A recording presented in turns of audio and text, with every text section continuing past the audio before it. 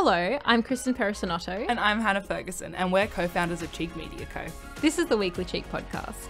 No sleep schedule, someone has said. Oh, that's chaotic as fuck. I would still be their friend though. I know, but you're like, well, if you don't do this, everyone will die. Yeah. That's how I see you. See, the thing about me is that I'm very annoying. Okay, before we start this podcast, I would like to acknowledge that we are on lands of the Turrbal and Yagara people here in Meanjin, and we acknowledge their elders, past, present, and emerging. Welcome back to the Weekly Cheek. Welcome. Today, I'm going to take... Thank God you took it away. You can take it away. Really? What are we doing today? Talking about what makes a bad friend. So, this week on the Instagram, I asked a question, and that was poached, scrambled, or fried eggs. Just kidding. I did ask that. My mum, I know these are supposed to be anonymous, but my mum has sent one in, which is rare. She never contributes to these. Okay. In quotations, oh, I don't drink coffee. End of quotations. Who doesn't drink coffee with like 3 question marks and 3 exclamations? I love that other people have been like,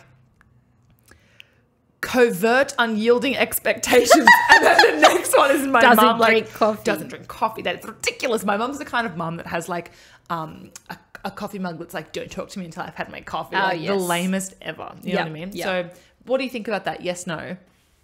Would you not be friends with someone because they didn't drink coffee? No, I don't care if they drink coffee or not.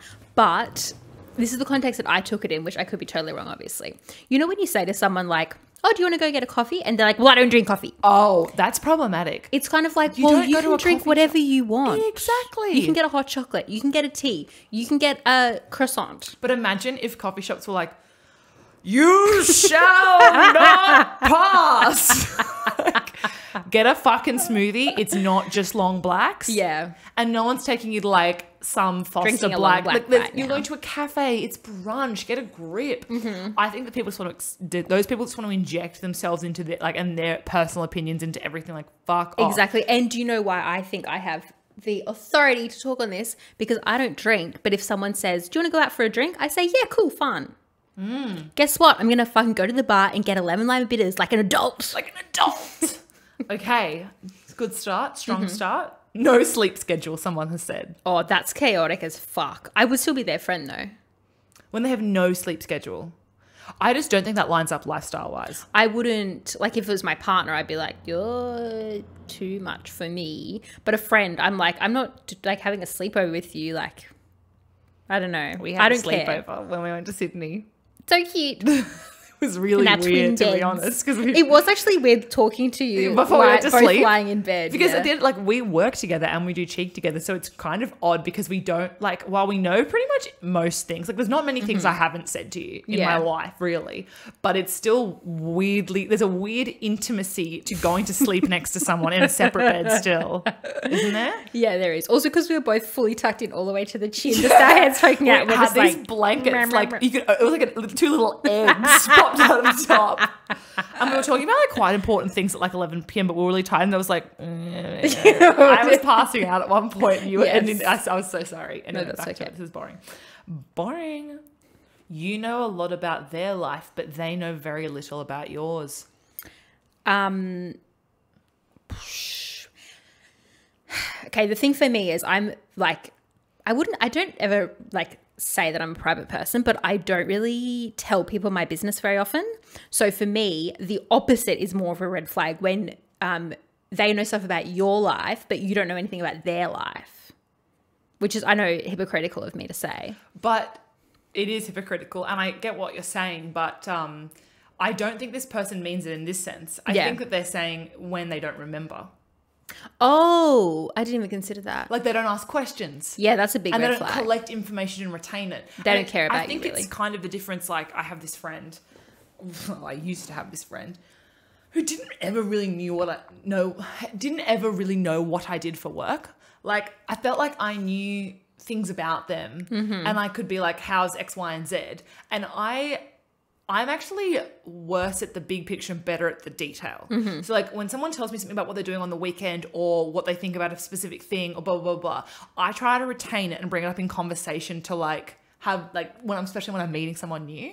Whereas I think some people just like don't give a fuck and are just generally asking questions to go through the motions. Yeah. And I think that not retaining and developing and I think it's because, to me, it builds a picture of who that person is. And I like to know those things because I can much more easily equate whether I want to be their friend or not.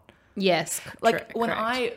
I ask people about very specific things about their life, I think it's so telling, and it motivates me to increase or decrease my relationship to them and my connection to them. So it's like very important for me to ask questions. I think that something that we forget all the time is like, men are shit at asking questions. Yeah. Like, you ever feel like you're talking to a brick wall? You're like, oh, so what do you do for work? And they tell you, and then they don't ask back, and you're like, fuck off. Like, I'll just go fuck myself then. I will absolutely just go fuck myself. It's just rude. But also, I know that some people don't really have great social skills. I think that's a concern for a lot of people. But asking basic questions, and I think that an underrated social skill, I think I talk about this a bit, maybe not on the pod, but generally, is like, I am a very extroverted person and I love getting to know people. Much more than you, my queen. You actually are like, please never speak to me again to others. But something that I really like doing, and I think is an interview skill and a life skill, is not having a set of questions just in your mind, but asking questions based on answers. And it sounds really easy, but most people can't do it. Yes. Most people will go through like the small talk bullet points of like the weather, your job, your family, blah, blah, blah. But I like to, like, it's something that I try to practice because I think I always get more out of a conversation when I do it is, okay, they've just said something specific about their cat, or they've said something specific about what they're doing on the weekend, and then asking who's going to that, or where is that, or are they taking leave, or blah, blah, blah. And just like springboarding a bit off, because it gets you so much more whole overall than going through those like classic talking points does. Yeah. I think that the biggest red flag is when there's an inequality where it's like, because I get it if there's like two people with like a more casual friendship who like don't really talk about their lives. They just talk about like, I mean, colleagues is the perfect one. It's like, you know a lot about it. You know exactly what each other has done like every day that week, but you don't really know them. Yeah.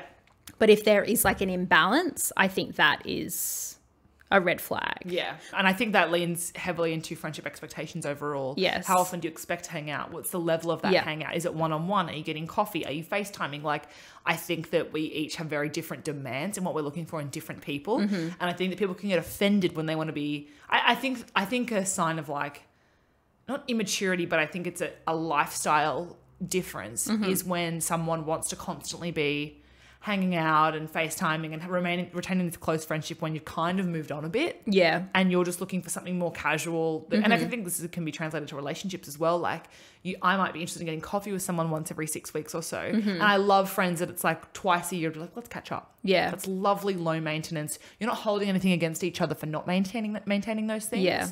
Lovely. But again, I hate that. Like if someone's looking for a once every 6 months friendship, like it's just not really for me.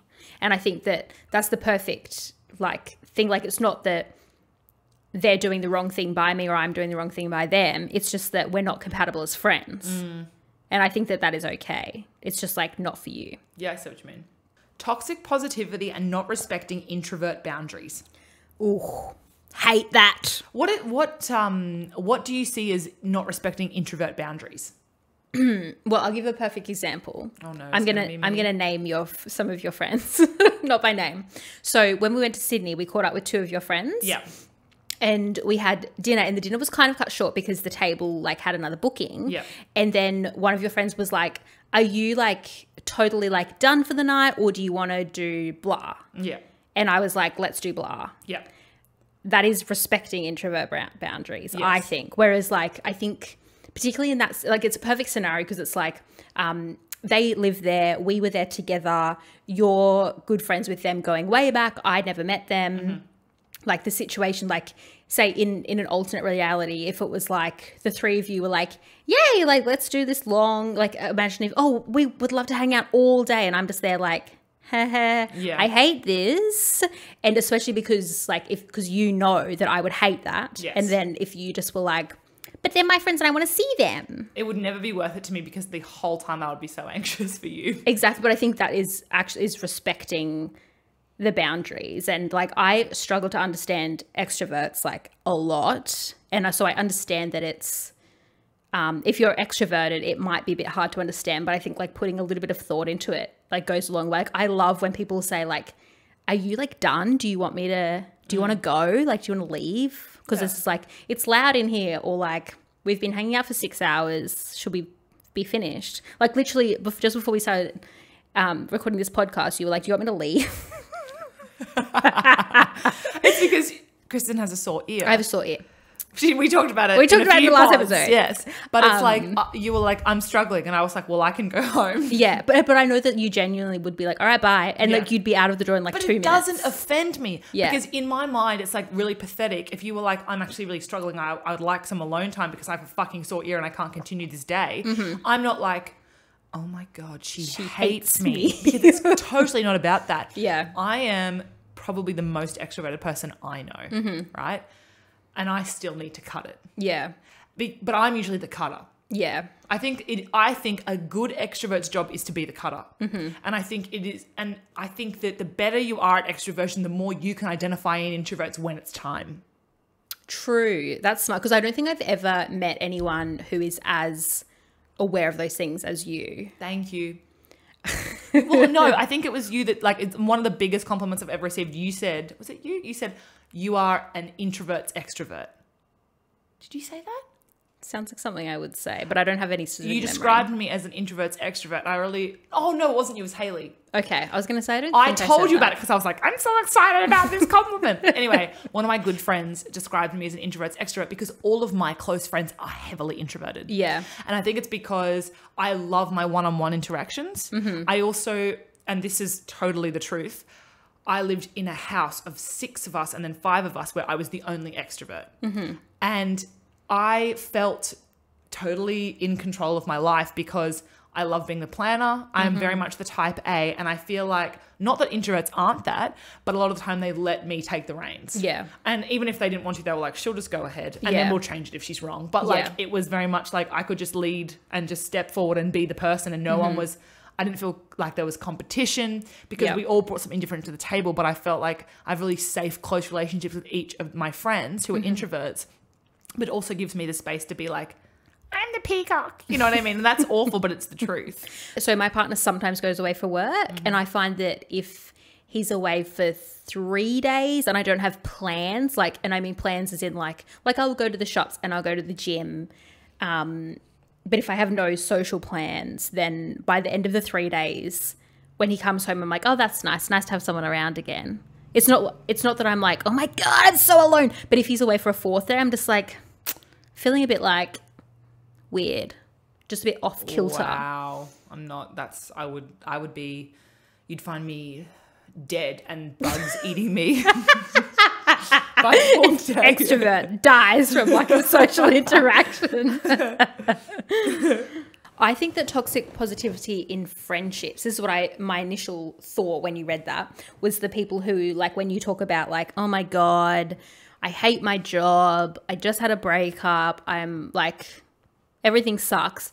If they're just like, well, just be happy that you're healthy. Go away. Let me be angry. I think there is something so sick about like the someone else has it worse syndrome that people try to inflict, because while I think that it can be a healthy way to personally remind yourself, like I like to use it to like, wait a second, let's step back, let's look at the big picture, let's like just recontextualize your experience. But I think when someone else says it, it's like, that's invalidating. Yeah. I think it's a healthy way to measure, but I don't think it's for anyone else to inflict on you. I think it also gives the same vibes as, you know, when you're a kid and you didn't finish everything on your plate and then your parents go, well, you know, let's mail it to that child in Africa that doesn't get it. And it's like, Mum, Dad, you vote Liberal.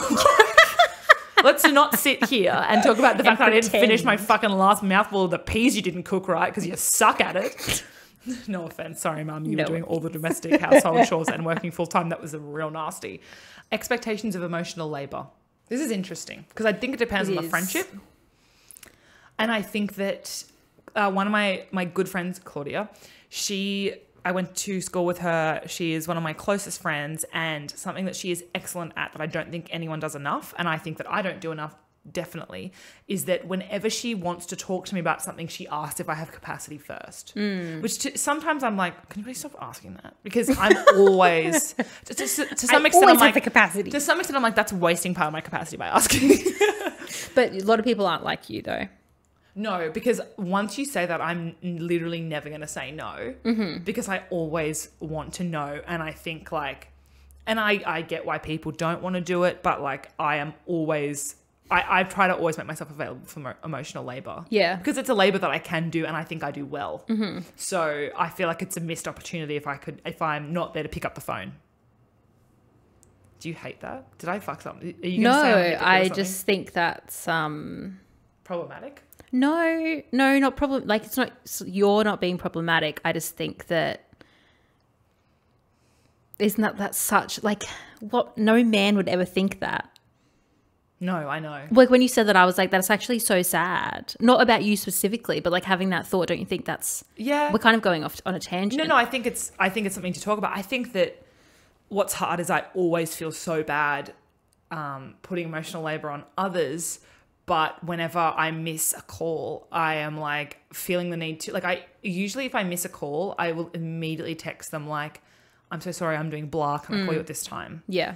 And I'm like really apologetic because I'm like, if this person needs me and I'm not available, like I am worried about what their next option is. And like, not saying I'm the best at emotional labor and I'm the number one candidate. Yeah. But like, it's just that they called you and then you're not available. Yeah. And they were seeking, maybe it was something silly. Maybe it was a catch up. Maybe it was advice. But like, to me, I'm like, well, I feel, it's sad, but I feel chosen. And I feel like they've, in a sense, that act is like them committing to wanting something specific from me and like the communication that I might be able to provide. And it feels like a really it feels like I'm being entrusted with something before it even happens. Yeah. So I'm like, that's important to me and I want to be there for them. And I've not always been like that. I think I'm getting better at being a good friend. Yep. Especially to people that like this person I'm talking about who always asks, like she's always been a better friend to me than I have to her. So to me, it is like, fuck every time I miss it. Yeah. You know? Yeah. Anyway. We went off on a tangent. I just derailed that. Was that your whole thought? Yeah. Okay, cool. See, the thing is, for me, I'm always the one, not always. In friendships or relationships where that is unequal, I'm always the one shouldering most of the emotional labor. But that is most, if not all of your relationships. Is that true? When the ones that are uneven. Yeah. I mean, I wouldn't say, I guess it kind of like waxes and wanes throughout my life, but I always feel like I'm the you are the stable. Yes, stable. I was like, what is that word? I feel like you're the very solid life raft in the ocean. Yes. And it's because I'm like lucky to have really good mental health. My upbringing is very good, blah, blah, blah, whatever. Disclaimers, but also... But I think it's like that's a privilege point, so you also feel compelled to do those things because of those things. Yes, I'm trying to get away from that. It's not working very well. It's an ongoing struggle. That's what I have to burden.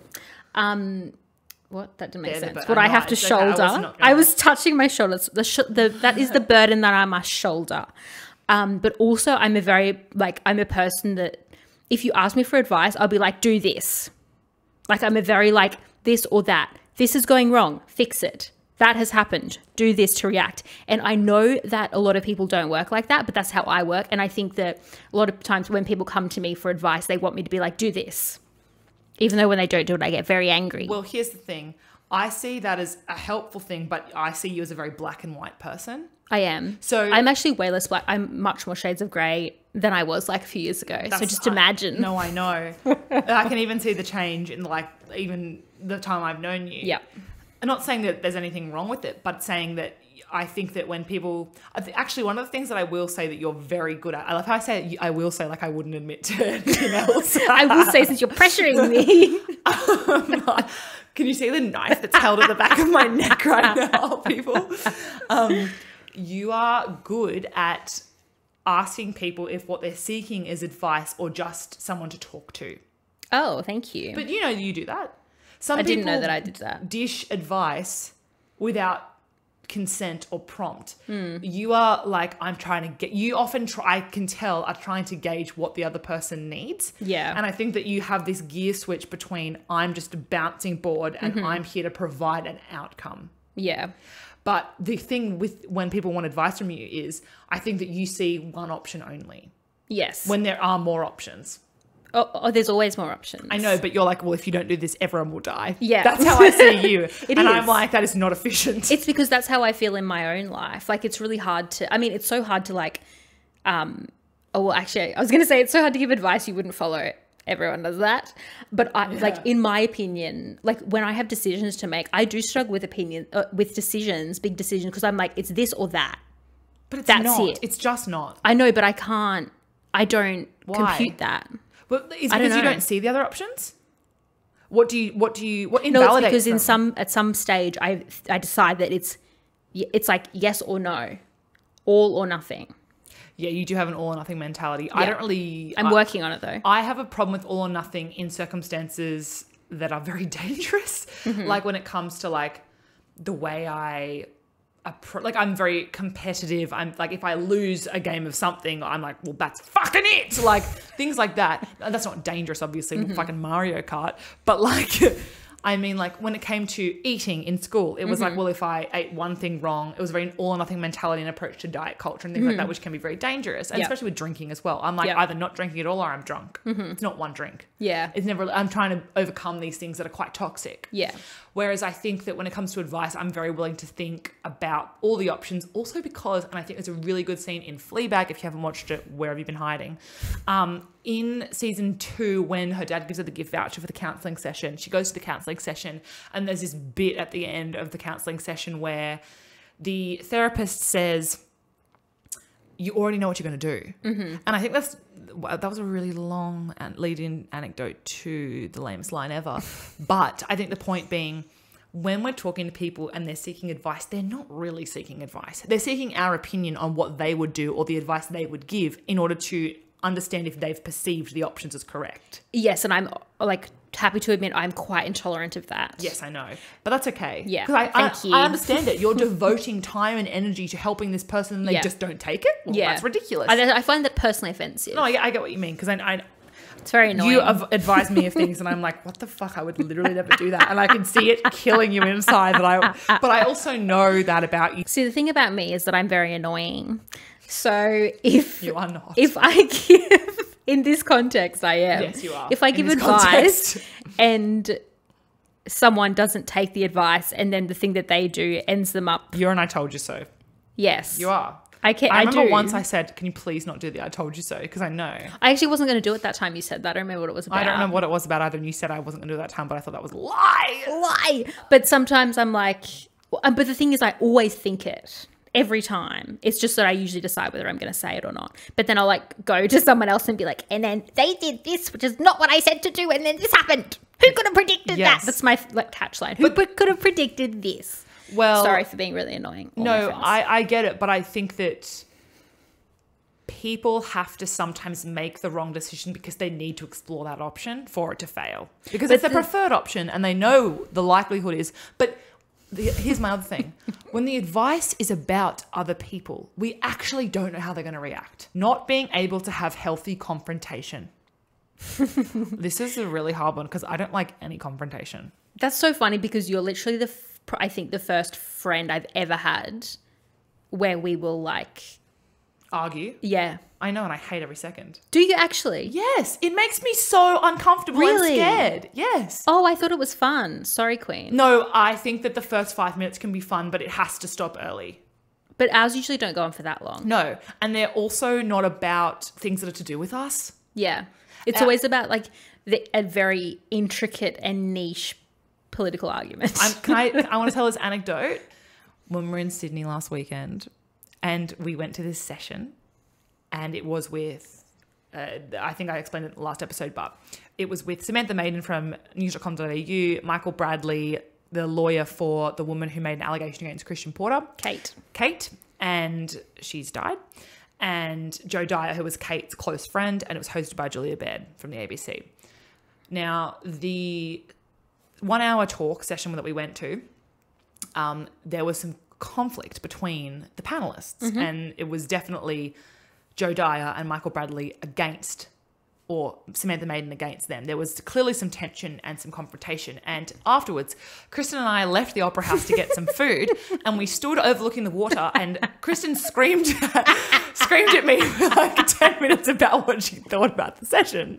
And it was because we went outside, and if you can live stream the event if you're interested in it. It was excellent. I would recommend watching it. Yep. But one of the things we were talking about, which was my clear point, was that, and I think we agreed, that Samantha Maiden, whilst was definitely playing the devil's advocate in a sense. Yes. I think she had a really clear role, and the panel was made good because of the tension she brought to the discussion. Agree. And while I don't agree with all of her points, I think 80% of it was valid commentary, and I think that it really made the talk. Anyway, we got really wound up, both of us, because we had some and it was like funny because we fundamentally agree about that position, right? Yeah. But then the intricate details within that about what was said, we were not agreeing on. But also that's where we thrive in that environment. We do, because it's we agree on the on the fundamental. Yeah. It's always when there's the specifics, but the specific mechanics of the chat and the dialogue, when we fight about that, it's perfect because it's actually not going to end anything, right? It's a very healthy way to debate. And usually we can understand each other's perspectives. Yes. And we're still like, well, and then it ends up being like, well, you're wrong. And someone's willing to move and the other person isn't always, right? It's usually you that don't move. Yes. And I'm like, okay. And you know why that is? Not because I agree, because I don't like confrontation. Interesting. Yeah. And I want it to end so badly that I'm like, sure, Kristen, let's go get a gelato. I thought I was just more aggressive. You thought, did you think your point of view was better and I was the weaker? I mean, I always think my point of view is better. Same. I'm just scared. But the thing that and you mostly do it when we're having these like intricate, like meaningless, honestly, most of the time. You're like, we're agreeing. Yeah. We're agreeing. I always get back to that point because we're always coming from the same position and we end up elsewhere, but we are agreeing. Yeah. Now, Kristen was yelling. Into the harbour. I started to end my confrontation. My confrontation capacity was winding down. So I got my phone out and started scrolling while Kristen was yelling. And it was like she was yelling sort of at the harbour bridge. I wasn't yelling. No, sorry. It's just funny to tell the story like that. Yeah, I just want to know that I'm not like unhinged yelling out into the water. No, but the way I would envision it is like I was like, yep. And I was sort of scrolling through TikTok and Kristen was like, I just think. It was like me in the Emrata episode. Yes. Or the Bachelor episode. Yeah, and that's I kind of am starting to shut down my vital organs to conserve energy. Anyway, then the most amazing thing happened. I pretty much died. Someone who listens to this podcast, and I didn't ask your name, even though I'm in love with you. Yeah. Sorry, we didn't ask your name. We were a bit we were yelling all over the place. And she approached us with her mum and was like, hi, my mum, like I wasn't going to come over, but my mum said I should. I love your podcast. And we've never had anyone approach us before. And pretty much this lovely woman was coming to talk to us and I was probably more excited than her. And then I was like, oh my God, we're just yelling at each other. Because the thought for me was we're standing there yelling, both of us at different increments and volumes. And she's probably been sitting there like, should I go over? And she's just seen us like throwing hands in front of the harbour bridge. And then we had this lovely conversation. And then I was like, what do you think about that talk? And then I was agreeing with her mum. I think she was more agreeing with you. Like it was excellent conversation. But the visual of us having this weird confrontation between the opera and I was doing bridge. gestures. Anyone who watches the video of the pod knows I do gestures when I'm angry. But it's just like, I think that's a hilarious one. Back to the point. Healthy confrontation is good. Here's the problem for me. I have 5 minutes of capacity for confrontation. Over that, I become so uncomfortable that I begin to form a deep hate. Interesting. Like if we keep going and pushing the line, it will go from me being upset about the point to upset. Okay. So it's outside of the argument then, and I become like, why are you doing this to me? And it becomes more about our friendship to me. Yeah, That's unhealthy, but it's the truth. Yeah. I find it hard to have a conversation that can remain healthy for longer than that because I find that I get wound up and then I'll say something or do something that I'll regret. And so I have to manage that. Yeah.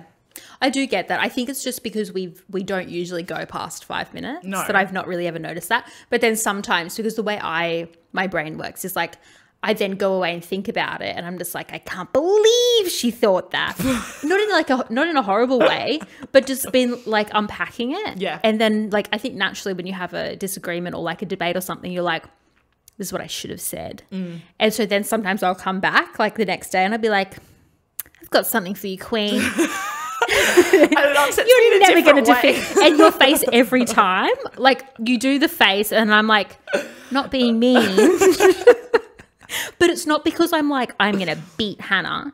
It's usually because That's how it presents. It's usually... To me, I'm like, this fucking nasty has come in. Because also to me, what that communicates is, and this is an insecurity of mine, sorry for interrupting, but this is an insecurity of mine where I'm like, in my mind, I'm like, she's gone home and sat there and thought, this dumb, stupid fuck for like 12 hours. And it's my fear that you've had those thoughts about me that have culminated in you being like, you are but a measly fool. You know what I mean? Like, and then I get all defensive and I'm like, well, what the fuck? I'm so smart and cool. Why would you say those things about me? Even though none of that's true. And you're actually just ruminating on the point. Yes, yeah. It's because I'm always looking to strengthen my own argument. Yeah. Well, it's hard to strengthen your own argument when you're wrong. So fundamentally, we never come to each other's, like if we're being honest, we never come around to each other's point of view. No. I don't think, I'm trying to think of a scenario where one of us has fundamentally changed. No, I think there are occasions, but they never go for that long. That's why I think it's healthy to do the 5-minute thing. Yeah. Because you're never going to agree. Yeah. We also don't do it on Messenger anymore because Hannah gets upset. I get really upset. Like, did we tell you guys about that time that Kristen sent a nasty message and it took me 12 minutes to calm down? But I loved it. That was not nasty. Sorry, to me it was, but I can't remember what it was. I didn't even know what it was about. If you didn't find us completely insufferable, come back next Wednesday for a new episode. You could also find us on Instagram at Cheek Media Co or online at cheekmedia.com.au. Yes. That's the one. That's the one.